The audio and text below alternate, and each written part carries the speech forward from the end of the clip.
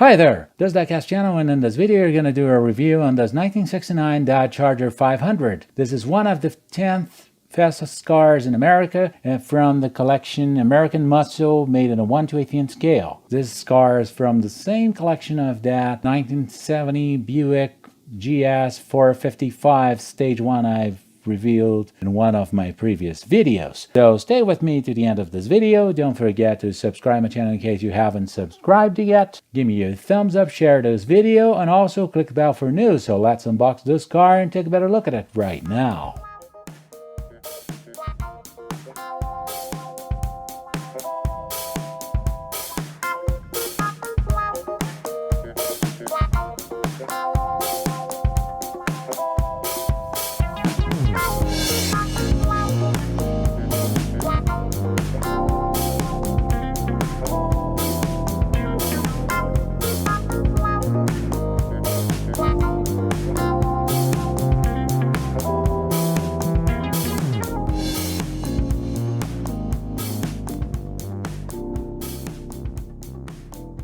A 1969 Dodge Charger 500 Hemi. In 1969, when Chrysler was putting Dodge Charger in NASCAR trucks, it noticed that its cars had a real issue with aerodynamics, especially because of those C-pillars with those fins right near the rear window that would create some turbulences. Those turbulences with air would harm and jeopardize the performance of those cars on the track. So it really didn't matter if they had a huge 426 Hemi engine. They really couldn't compete with the other cars due to aerodynamic issues. In the case of Charger, the grille that was split in two and had that little tiny nose between the grills was also a problem concerning aerodynamics. So Chrysler decided to develop some sort of solution for the Charger and started by designing a new rear window for the C-pillars, and they decided to put a window that would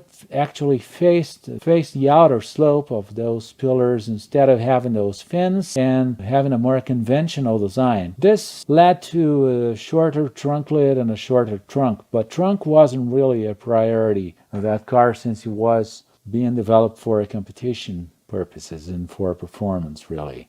No, it was not exactly a grocery getter. They had to work a little bit on the front, and they replaced the split grille with the 1968 Dodge Coronet grille with 1968 Dodge Coronet headlights. It really fit correctly and improved the aerodynamics performance. The same thing was done about the A-piers that had a trim that covered the whole pier, uniting the trim around the windshield to the trim around the side windows. So all Dodge Charger 500s have chrome A-pier profile, different from the 1969 Dodge Charger RTs that don't have it. Charger Daytona was developed after the Charger 500. So the rear window is exactly the same, just having as difference, at least from aesthetical point of view, that fiberglass nose, the fender scoops, and the rear spoiler. I personally think that Dodge Charger Daytona is awful looking, really. It's an awful looking car. I don't like that wing, I don't like that nose, I don't like those scoops. Usually when I get a model car of a Dodge Daytona, I intend to trade it for a Charger 500 or a Charger RT, or even converting myself the Dodge Daytona into a Dodge Charger 500. This model car made by ERTL is made with a good quality. It's an intermediate model car. It's from budget to intermediate. It's a quite old model car in my collection. It's over 10 years old, and it's been stored in a glass shelf or in a glass door cabinet for a while, and then it was put back in box, and then it was never unboxed again. And I am unboxing this car to do this review in the video. It had some little rashes on the hood, but I could minimize them with a polishing compound, the same ones that are used in car shops and body shops for the final painting, and the result was really good. We can notice some little tiny rashes when you just look a little bit closer, but by looking at a distance we can notice nothing really, and the paint quality is very shiny and nice, like a brand new model car. The chrome items are also very well preserved. Some chrome trims, such as a chrome trim around the windows and around the wheel wells, are actually painted silver, but the other chromes, such as the bumper, chrome around tail lights and the grille, are actually chrome parts,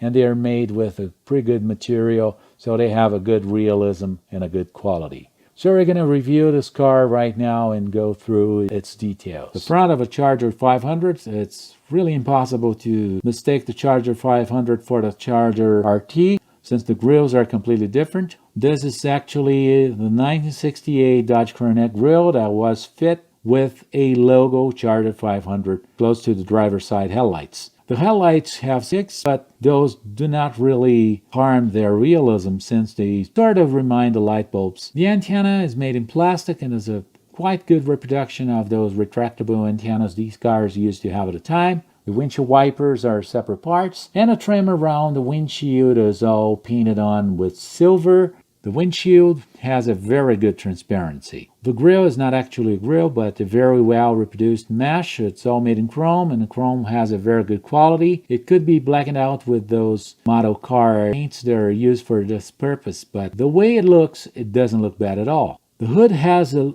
little misalignment from the left to the right side, but it's something I will probably be able to correct. Anyway, it closes correctly and it's pretty well aligned within the car. In the engine bay, we see the 426 Hemi engine, which was Chrysler's best performance engine. The engine is made in Hemi orange with the valve covers made in black. It doesn't have any cables, wires like the newer Auto World model, since this is an older ERTL model. Still very well made. The air filter pan is made in chrome and it's got the correct stickers. We have the reservoirs, the radiator hose, the radiator with the cap, and the front panel that has a pretty good realism. The radiator mesh is also visible, and a battery also looks very nice. Just needs a couple cables, but these could be done with some wiring. The hinges are okay. They could be better. They could be the panographic hinges. If this car were a Authentics model, it would have those panographic hinges. These ones are okay, and the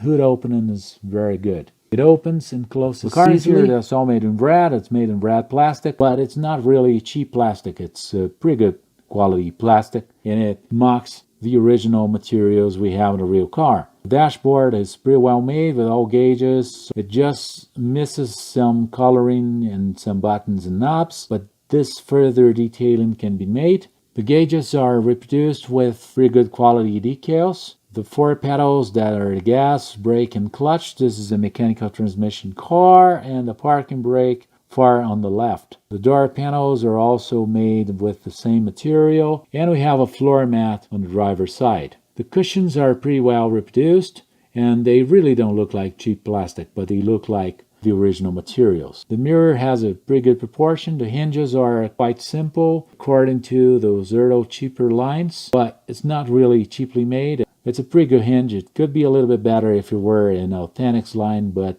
this is another kind of product. The Charger logo on the seat pillar is just Charger, since it is a 500 and not an RT. Door shuts correctly. The handle is a separate part. The Hemi logo and the door lock are made with decals. From the passenger side, one more angle of the dashboard. It just needs some further detailing with painting, but it's made at a pretty good quality. We have a central console and the shifter, which is pretty well made and pretty well painted in correct colors. We can see one more detail of the cushions that are pretty well made, and the carpet. We have a little tab down on the door threshold that could be hidden with a trim piece in the newer lines, but it's okay. On the passenger side, besides the door lock and the Hemi logo, we have the Pentastar logo on the front fender. The trim around the wheel well is painted on. Although this car doesn't have a headliner, apparently it's got a couple sun visors that were reproduced in the same piece that was used for the windshield. It's a simple model car, but it's not cheaply made. It's pretty well made.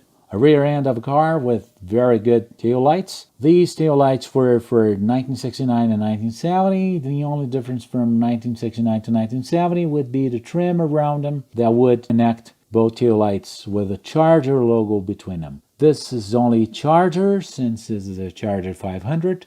And the chrome trim around the rear trim is pretty well made. The tail lights seem to be painted on chrome, so they really shine through like acrylic. They have a pretty good quality.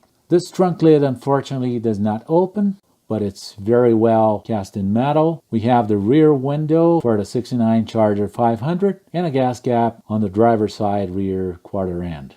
The dual exhaust, and the two reverse lights below the bumper. Very simple and well-made undercarriage, which is all made in a piece of black plastic.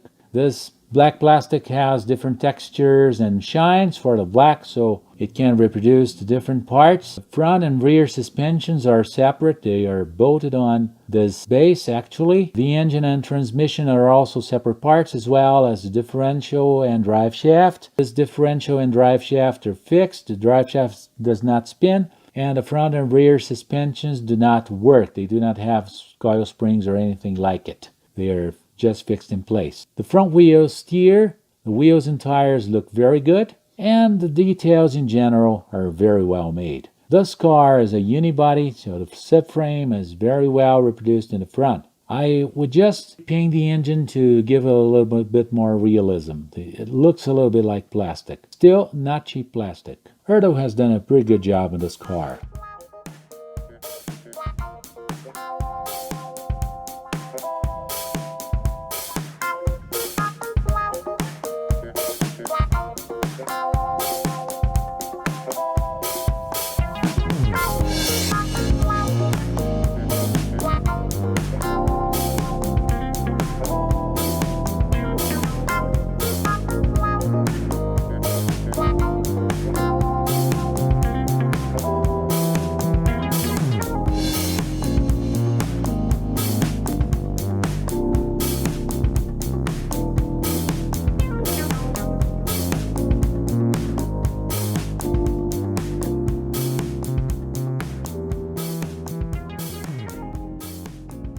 Ranking this car from 0 to 10, I would give it a 9. I think it just doesn't deserve a 10 due to non-opening trunk. If it had an opening trunk, it would be almost perfect, really. This car is really nice, budget to intermediate model, and it's very well made. It's a nice model car, nicely and well painted, nicely made with very good quality chrome. The other chrome parts, they're not chrome actually, but are painted on, are very well painted on anyway, by the way. The interior is nice. Headlights and bumpers, tail lights, auxiliary lights are actually very realistic. The wheels and tires are nice, and all its details are nicely made. So I'd like to thank you for all likes and views, for all subscriptions. Please don't forget to subscribe in case you haven't subscribed yet. Give me your thumbs up and share this video. This helps the channel a lot. And also click the bell for news. And if you have any further information on the Charger 500 and a Charger Daytona or Charger RT you want to share with us, write down in your comments. And also write down in your comments what you think about a video and about the car. So thanks for watching, and I'll see you in the next video. Bye-bye.